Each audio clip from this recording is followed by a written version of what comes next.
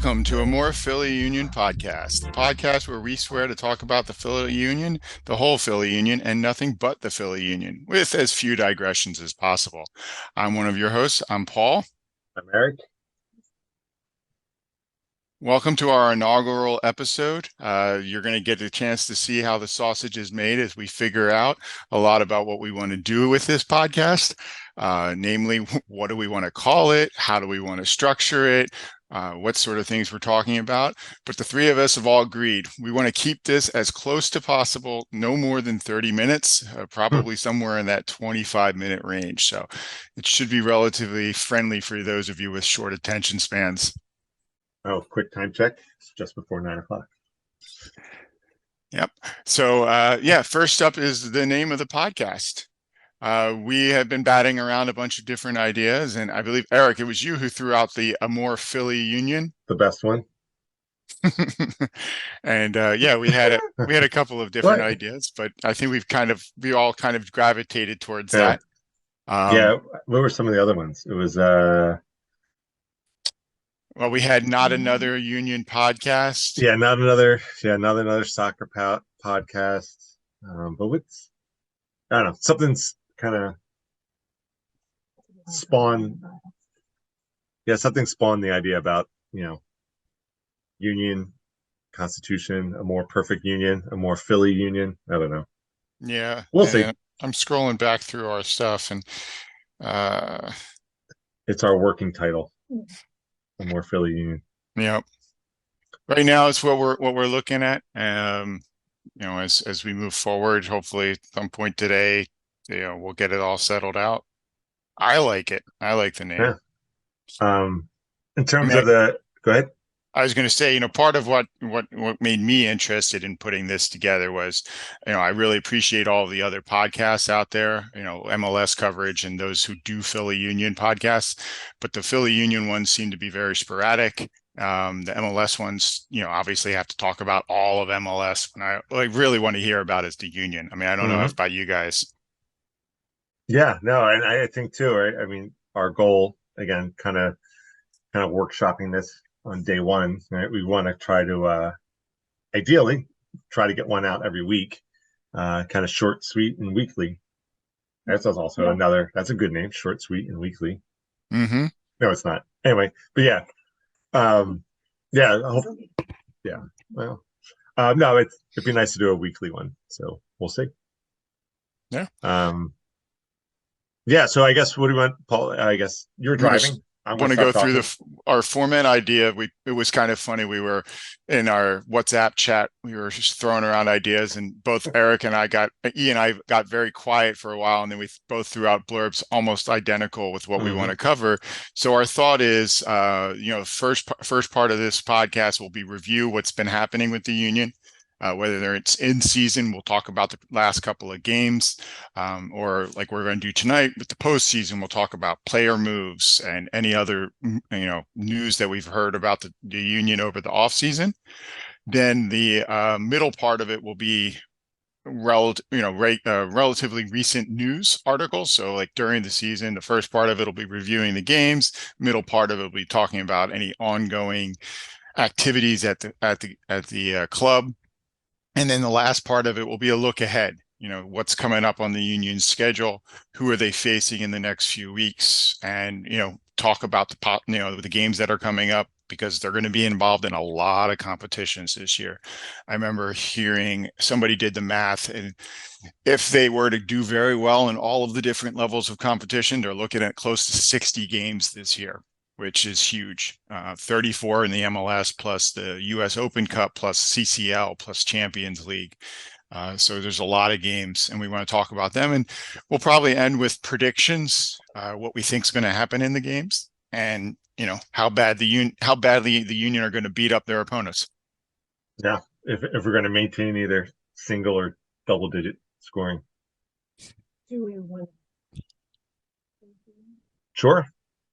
So we are shared holders. Mhm. Since year zero. We're on it, yes. So we are on sort of a homemade family plan, I guess you could say. And Eric and I were lucky enough to attend the first match in Super Park. Oh yeah, it's great. Back then, what, PPL, something like Was that? it PPL? Yeah, it wasn't Talon yet. Mm-hmm. We went through a few iterations since then, but we've been there since the beginning in one way or another, whether it's on TV or in person. And that's really all thanks to Paul. Paul was on this whole getting this into Paul's kids have grown up with it. Yeah. Yeah. So, We'll whether they like it undoubtedly. or not, I will try not to go into too many digressions, but I'm sure at some point, my kids will jump in here, both Nate and Noel. But yeah, I mean, Nate's as old as the Union is, and he's been there from the beginning. My gosh. Yeah, that's right. It's crazy. I was even trying to remember if yeah, that's right. I was like, yeah, Noelle wasn't even born yet when the Union started. So she's one of the lucky ones who has, her whole life she's only known the Union. Yeah. So should we get into the format? So you said maybe because I'm thinking again the three acts, right? I always think of the act one is kind of like up, the past, what's kind of recent, or like you said, we're talking maybe a little about the off season. The middle will be, I think, about the upcoming game or whatever, the hot topic of the day, and then the third part will be about what's coming up next, after. So anyway, so let's get started, I guess, let's start with the past. So, I mean, I think we can all agree that was a fantastic 2022 season for the Union. Yes, we were all gut punched for that final loss in penalty kicks against John McCarthy. But there's no way we can look at that season as anything else but a wild success for the Union. Would you guys agree? Absolutely. I think the one reality that came from the last season is that Gareth Bale is no longer welcome in this house. Yeah, it's just still he's just never had a problem with him before. No, I thought he was great. No, like when he went to Real Madrid, I was like, awesome. Gareth Bale's great. When he was at Tottenham, it's unbelievable. Like LA is like, okay, whatever, it's LA. They're gonna get the big names. But then that went in dead to me. Yeah, he knocks out the Union, which was an absolute dagger in the heart, and then he killed the U.S. team. So Gareth Bale, you're not welcome here. Next thing I remember after that was being fetal on Paul's floor. Yes. After the family. That was so heartbreaking. I still remember, I don't want to take up too much time, but that extra time, and we're level, and then we go ahead, and I remember Jack Elliott we had 2-3 minutes left. Yep. And I remember just thinking, I think I even said, we're gonna do it, and then Gareth Bale in that header, he's the killer of dreams. I was this close to he was but, no, it was bad. Gareth Bale, you kill dreams. Anyway, so but I agree with you, Paul. I agree. The last season was absolutely phenomenal. I really thought we were going to do it. I'm kind of on the Alley Watch Club, where it's just like, okay, he's got one more year. Okay, we got to do it this year. Yeah. And it's like, we were going to do it, and it's like, we didn't do it. It's like, oh gosh, it's like, okay, Alley, we got one more year to get you this championship. Everybody else too, but I mean, speaking of Alley, I mean, we did get him signed up for another year. He's got one more year with the club. Sure. As far as I'm aware, there's no options on that contract. It's just a straight up 1-year contract. But I think his name is going to be next up on that Ring of Honor if Ray Gaddis doesn't get there first. I would wager a cup of coffee he's next. Always next. Yep. Yeah. So, I mean, I think he is absolutely the right person to be captain for the Union anytime he's on the field. I've really been happy seeing him share the captaincy with Blake, another main cog for the Union. Yeah. Defense wins championships, and it starts with Blake there in the back, and there's no better shot stopper in the MLS than Blake, in my opinion. Yep. I agree. And I'm super lucky at Blake. I'm not sure exactly what Blake's contract is. I'd have to look it up, but I think we've got him for a bunch more years. And then as far as the rest of the off season, we did lose a couple of players. Paxton Harrison had a great opportunity to go to Frankfurt.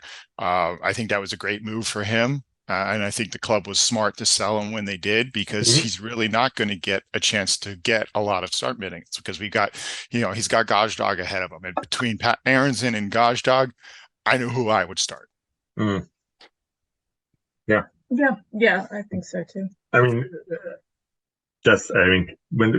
not taking away from his performance, like coming in and that, and kind of super sub kind of status. Like I just enjoyed watching him come out in the field, like in the second half. It's just like, and I guess I don't want to get too off track, but like that's one thing I really like is all these young players come out and they're just like, maybe because they're young and they don't know any better, but they're just fearless, and I just enjoy watching. Yeah, that's the word. They're fearless. Yeah, they're fearless. Which is we definitely got to go into the youth academy because well, maybe we'll have that. But it's not for this show. We'll save it for the Patreon. Okay. Yeah, I mean, I think he's going to be a real find. There have been people, there's been comments and stuff that say he's looking even, more impressive than Brendan, where he's gone, especially for the age. But I think you're right, Eric. I think that's the play the kid mentality. It does two things. One, they're, like you said, fearless, and they just go at people. They're not worried about what might happen. They're okay with making mistakes because they have such veterans around them, like Ali, like Martinez, like Gazdag. But at the same point, I see it really improving Bedoya and Gazdag's play, because they know that these kids are going to come out there and just do crazy things and try things. And so they step up and they decide, hey, well, if they're going to do it, I'm going to show these kids how it's actually done. And I'm in my opinion, I think it works both ways. Yeah. So I mean, it's so nice. Maybe the bigger picture, just seeing the whole Union's academy system, and just they're playing that long game of sustainable, like competitive players, and we kind of like are self-reliant. We want to trade and bring in whatever players, but it's like, no, we'll just grow them ourselves. And I feel like it's taken several years to get to this point, but now it's just kind of like we're this self-sustaining engine. Now I'm realizing I'm like jinxing us by saying it out loud, but it's just again, these young guys, right? Just McGlynn and all them just coming out, and it's just like, yeah, they're only going to get better. And we haven't totally been self-sustaining. I mean, we did make a couple of pretty big moves, bring in some, more depth players than starters. We brought in Damian Lowe. Really, I don't know much about him, but from what I've read and what I've heard, he could be a starter on most other MLS teams, but he's a center back, and he's going to be the third center back behind Jack Elliott and Jacob Glesnes. I mean, there's no real way that he's going to upset them. Have you guys heard anything about Damian Lowe? No, other than the announcement. I did not do my homework. Yeah. They've made fusses over people in the past who have flopped. Met people with the airport and made a fuss, and nothing ever happened with them. And then some people come in and they're just, it's low key, and they turn out to be awesome. So we will see. Yeah. One other thing I have heard bandied about is the Union going to consider going with a 3-back system? Now, this is stuff that people talked about last year when we had Finley, but with Lowe, that's still an option as well. If they did want to play with a 5-person midfield and play a 3-5-2, they could consider that with Damian Lowe. Maybe that's one thing we can, just as an idea for going forward, is like, if you want to spend a few minutes highlighting a particular player, just, I don't know, history, kind of absolutely, where they from and where they're going to. Well, not going to, other than the MLS championship with the Union. But just as a possible idea, because I'm scrolling through the roster here. It's like, oh, Glesnes and his fishing boat, like that's just awesome. I feel like we should include a link or something to that. What was that, a video or an article about him going? Yeah, where was that? Yeah. Where it came from, but I'm sure people have heard of Yeah. it. Yeah. Season. Yeah. Internet brain. I can't remember where I read it. Yeah. So we're just as a time check. Sorry, we're about I'm 15 aware. minutes. Okay, yeah. But right now, there's a lot to talk about in the first two sections. Yeah. You know, which kind of like in this first episode, that second section is really going to be the first section because we're not going to have between game news to really talk through. So it's going to be a lot about, in my opinion, that's kind of why I wasn't pushing it. Yeah. But you know, just talking about getting back to the players that we did lose Matt Freeze to NYCFC, and we also lost Corey Burke to New York Red Bulls. So New York coming down and you know, rating the depth chart of the Union kind of sucks. What's the saying, right? Good artists imitate, great artists steal. So you're welcome, New York. But no, I you know, Matt Freeze definitely had his moments there on the field, but Corey Burke, I always enjoyed watching that guy play. The man could move, and it was just power and speed. And yeah, he'll be missed. I mean, I think I read somewhere that he was like the 13th on total time on the field for the Union. I think he was the fourth highest scorer for the Union last year. So that's going to put some pressure on Chris Donovan and who's the other guy, Joaquin Torres, who they just brought in to fill that gap. My hope is that I'm not familiar with the schedule, but when the Union face off against Red Bulls, that's when Jamaica has a game, and they call. Of course, we might lose Blake in the process, but yeah, okay. All right, universe, forget I said that. Yeah. But I mean, to that matter, I do think when Burke's name gets announced, absolutely. I don't think it'll get the Corey Burke sucks kind of a chance. Oh, absolutely. No, I mean, he'll get some plenty of love, but I'm sure it is a Philadelphia crowd. You'll still hear that. But yeah, I think there will be plenty of applause behind as well. But the other two additions, Andres Perea and Joaquin Torres, the big ones. I don't know much about Andres. I mean, he's definitely slated in there from what I follow about. He's definitely in that midfielder rotation. You know, he'll be in there with Flock and Bedoya. But I don't really know much about him. I don't know if you guys have read anything about him. No, my dog ate my homework. That's fine. But the one I'm really excited about from what I hear is Joaquin Torres. It's not necessarily the second coming of Ilsinho, but I've heard he's a phenom on the ball. And the Union have a positive history with people named Torres. So yeah. So, I mean, as far as transfers coming, the Union really are coming back with a large number of their starters. People that have players who know each other well and should hit the ground running. Hopefully that should give us an edge over a lot of teams, especially those that have gotten revamped heavily in the off season. So, that's hopefully one thing I hate when a team does really, really well, and usually when they win the championship. And Jose Mourinho's their manager? No. Don't spoke that name.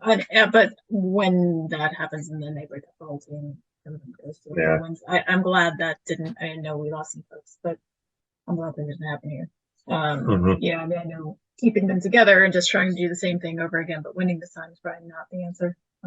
But I think it's good to come. Like Paul said, the same structure of if we know each other and then bringing in some new elements for it. Yeah.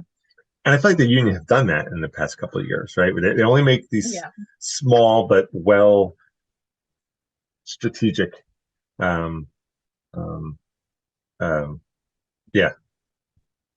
of players, changes. Yeah, thank you. And incremental improvements each Yeah, year get us slightly better. But, yeah. against teams like, I'm trying to think of some of the ones that have had heavy turnovers, especially those who have had coaches leave. From what I was reading earlier this week, like LAFC has a ton of new players. LA Galaxy have a ton of new players. There's some on the in the Eastern Conference as well. Like New York City FC is they had a bunch of players leave and others come in. As we face them early in the season, I hope that really gives us an opportunity to you know, get a bunch of wins, get a bunch of early points, and really make the league chase us. Yeah. And get an idea of what we're up against early in case there's something to worry about. But we don't want to anger the soccer gods by getting out ahead and scoring too early. Very superstitious. Well, it's only crazy if it doesn't work. It's clear that you've been a Union fan from the beginning because you remember the bad old days. Yeah, I kind of. They've imprinted on you. Yeah, I mean. Yeah, I mean, it's been a little while since we've had a visit. I don't know if you guys read much on the Philly soccer page, but for years there was a lot of talk about the cliff of despair. And last year that was, that was pretty much not visited at all. And even the year before, it had kind of been, the not occupied or the plenty of vacancies sign had been lit up over the cliff of despair. It's just been a lot of fun watching the Union make these continual improvements.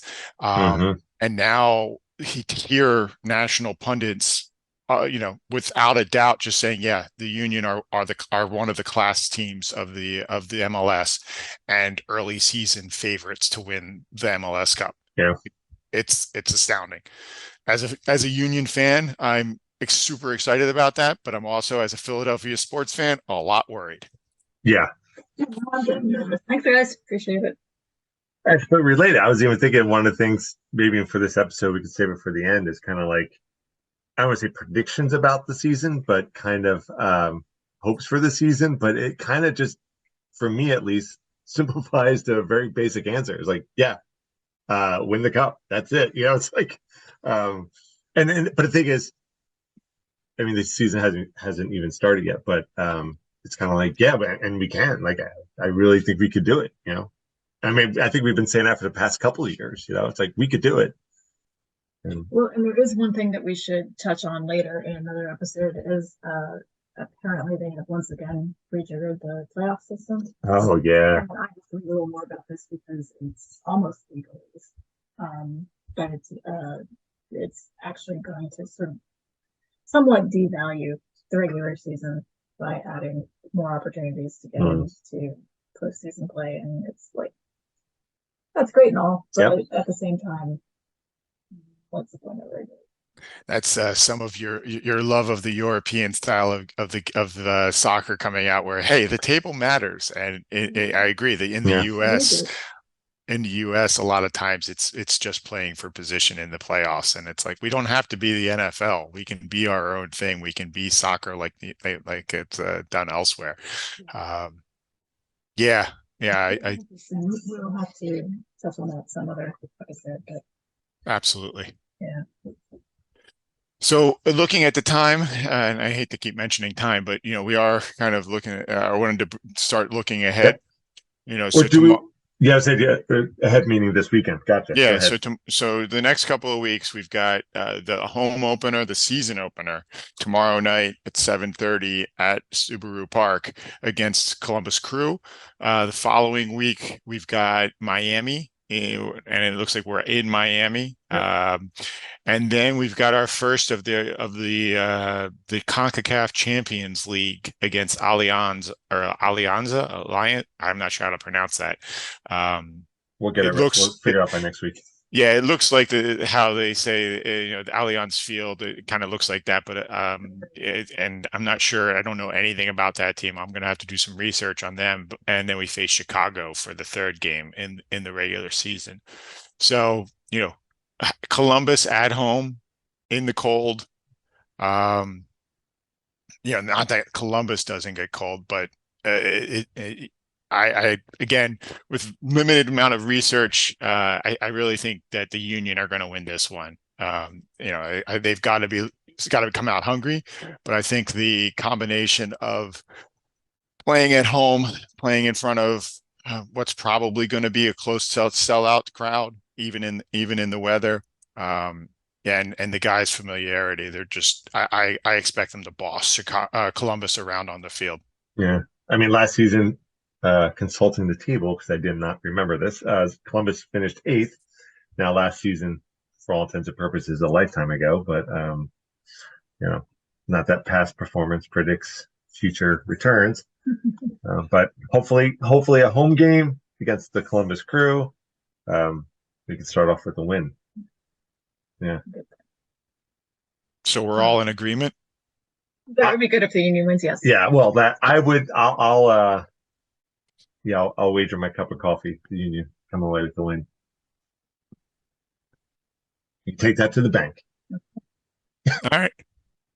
Yeah, so we'll have to figure out exactly how we want to structure this. But I mean, looking ahead at those 4 games, Crew at home, Miami away, Alianza, it looks like away, and then Chicago at home. I gotta feel like the 2 home games are this should be at least penciled in as probable wins for the Union. Away in Miami, I think, is a win. And like I said, I don't know Alianza, and I'm not sure what lineup we're going to put out there for the CONCACAF Champions League. So that one could be a little tighter. That one makes me a little more worried about a result. I am realizing how deep my PTSD from the first few years of playing. I mean, bless them, love them from the beginning to the end. Sure. It's not that. It's just every time Paul says, yeah, that'll be a win, I'm just like, yeah, I cringe too. I'm like, oh, I hope so. Someone's going to hear me. Yeah, that's the Philadelphia sports fan in all of us. We're always worried about just counting on our team to win. I was thinking it was more Eric than me, but nope, it's me too. Yeah. So there it is. One little bit of color commentary, just a funsy note here. I did see that finally made some inroads in Philadelphia culture. Like noticed that the Union exists, that there is actually a Philadelphia Union mural. Philadelphia is famously well known for murals. And they have finally immortalized Dre appropriately on the brick wall downtown near 12th and Walnut. Oh, nice. Holding up one finger, so I don't know if it's the index finger. Index finger, yeah. Not I was just going to ask. Although, yeah, I mean it's Philly, so it could go either way. But I'm not sure if he's saying we're number one or if he's sort of wagging it like, no. But either way, it's always nice to see him recognized because usually when they list Philadelphia sports teams, Union is like, and also yeah, asterisk. Yeah, we finally made it. We're not just getting mentioned on WHYY. Right. So if you happen by 12th and Walnut Street, look for Dre. Yeah, that's where it's at. 12th and Walnut. 12th and Walnut. 12th and Walnut. Awesome. I think the Hayes Building. I think C could be our social media and cultural. Because God help us, Eric, E and I definitely need more culture. Yes, but yeah, you can be our internet expert. Don't put me in a box. Okay. Don't make these character choices for me. Yes, but okay. All right. No, that's awesome. I hadn't heard about that. I jumped in. So no, that's great. We'll try to get that organized and get those sort of comments in the middle section of the podcast in the future. But I think that definitely is an awesome bit of news for the Union. Like Ali said years back, we're a 5-for-5 city now, even if the rest of the city doesn't believe it. The Union aren't going anywhere, and if they keep playing well, hopefully that'll bring eyes to the games and. A couple things we didn't yet discuss is the Apple TV Plus agreement that MLS has and how that's going to happen. For those who aren't aware of it, it is free this weekend. You can watch every MLS game this weekend, and the new jersey the new away kit that they just released. That was a real nice setup down at the stadium to let people come in and pick up the new jerseys last weekend. We can talk about that at some point. Yeah. So last thing I wanted to do real quick is just why don't we do predictions for this weekend, and then next podcast we can do predictions for the season. So we can do a little research for that. Yeah. So we're predicting the upcoming game. Yeah, so just this weekend, this week we've got the one game against Columbus. If you want me to go first, I've got an idea of what I think is going to happen. Let's see. Well, yeah, you can go, Paul. So I think it's going to be, a 3-0 Union win. I think Gazdag and I think Ura are going to score in the first half. And I think Carranza is going to get one in the second, and it's going to be a rocking good time down at the Subaru Park. I'm looking forward to it. Yeah. Yeah. Yeah. Yeah. You're Ali.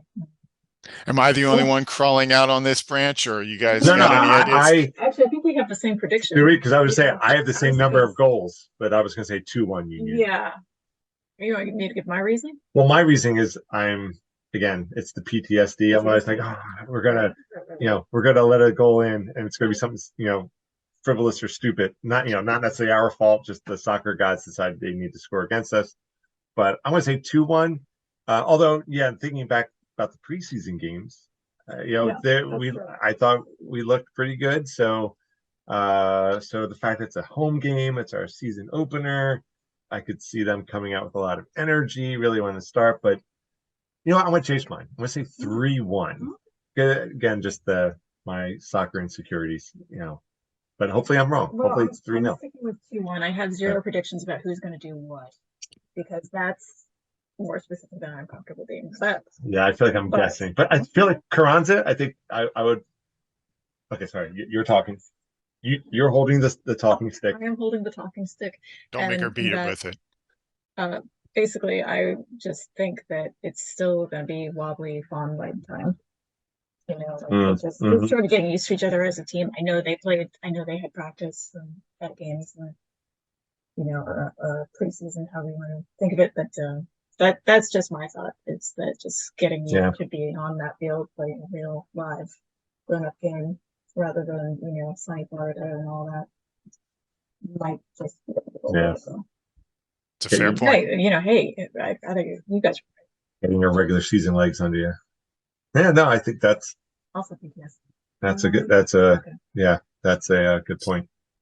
All right, so we all agree that we all think the Union are going to win. I think it'll be a win. I'm a little more optimistic, a little more rose-colored in my prediction, but no, I that's great. I think that's good. And then, like we said, we'll look to go next week. We'll take a look at the next couple of games, and we'll look at putting together predictions for the season. And then one more thing, maybe to add on, is which Jim Curtin going to be wearing? Is he going to go with the stylish? Is he going to switch to more merch? The new merch, which I love the fact that he's always out there sporting the new stuff. Yeah, or is he going to go more I feel like in the earlier years he was more like the suit and everything, which always looked really sharp. But the formula now is new merch, appropriately coordinating pants, unless the pants are also part of the new merch, and some super snazzy kicks that I am not versed on, but other people who know sneaker stuff are. Yeah, that's the vibe. Yeah. And he's also usually has glasses, or in early years, I believe he stuck with the contacts. He's almost always glasses now, I think. Yeah. Well, hey, it could be another part to the podcast. But yeah, it's just we don't know what the new merch will be. But fashion with Curtin. Something like that. No, I think it's cool. I mean, you could tell there's. No, I think there's definitely a stylist or someone involved. Every game he just Yeah, it's a combination of stylistic and marketing. Yeah, for sure. But I'm not mad at it. He always looks good. He wears clothes well, so. Yeah. So I think he's going to probably keep continuing with the modeling the current fashion lines from the union. One thing about tomorrow, that's going to be cold. So it might not be the latest version. Or he's got we might have a union like a baller jacket though. Yeah, I could see that. So it might not be. Yeah, it certainly could be a time for them to unveil a union branded winter coat. Yeah. Yes, indeed. But I have heard interviews with Jim in the past, and he is a big sneakerhead. And he has acknowledged that he will not be going back to the suit and tie because that's not him. He wants to stick with the now. What color shoes we could certainly be debating, and which piece of Mitchell and Ness union swag he might be pulling out of the closet. Certainly something that we could discuss. Have you actually heard him say that suits are not his thing? No. Interesting, because he wore them really well. Oh, he looks good. He looked like a natural in a suit, but it was once the pandemic hit, boom, they were gone. Yeah. Which same with everyone, I think.